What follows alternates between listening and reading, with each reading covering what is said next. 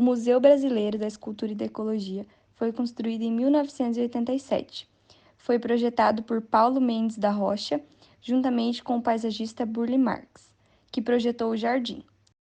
O museu é situado em São Paulo, capital, entre a Avenida Europa e a Rua Alemanha. O terreno utilizado havia sido concedido pela prefeitura por conta de uma mobilização dos moradores do bairro contra um shopping center que seria construído no local.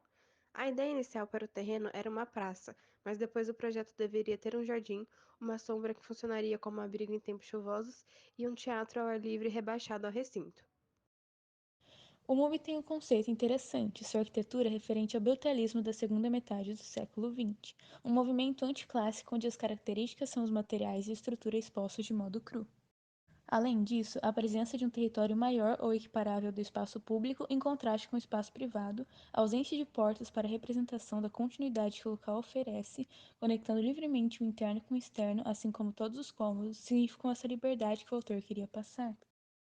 Como falado, o museu é dividido em dois pavimentos.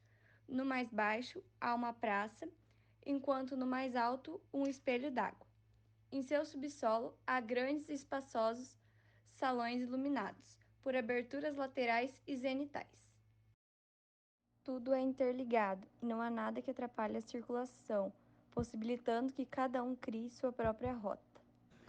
Os materiais e a construção de MUBI respondem à ideia neobrutalista de expressão direta e crua, feito de concreto com marcas de cofragem, cabos de aço não tratados que estão dispostos como uma série de linhas que marcam o plano das mudanças do concreto, as lajes de concreto e a calçada típica da tradição urbana portuguesa e brasileira, e em suas fundações há sistemas de drenagem por conta da impermeabilização do concreto.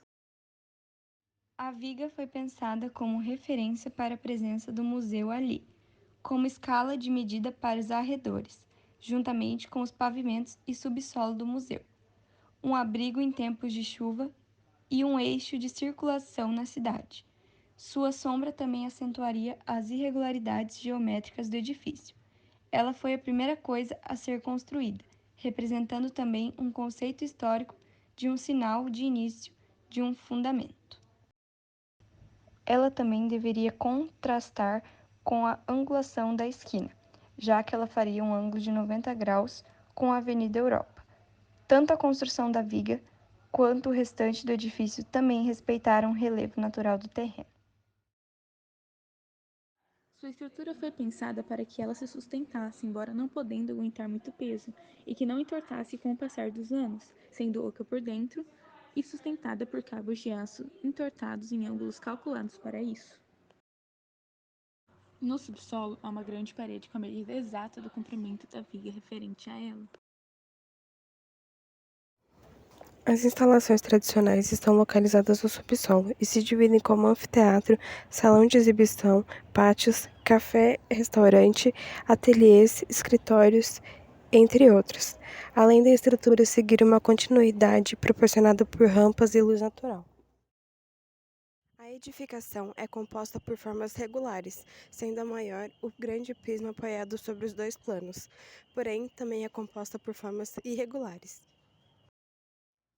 O jardim tem o conceito de uma vegetação tropical, como se fosse recém-descoberta.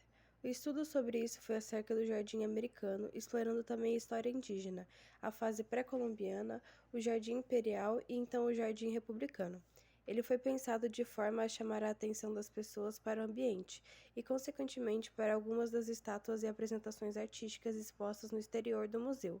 O jardim também teria o objetivo de dar uma pequena camuflada no museu, para que ele ficasse mais discreto.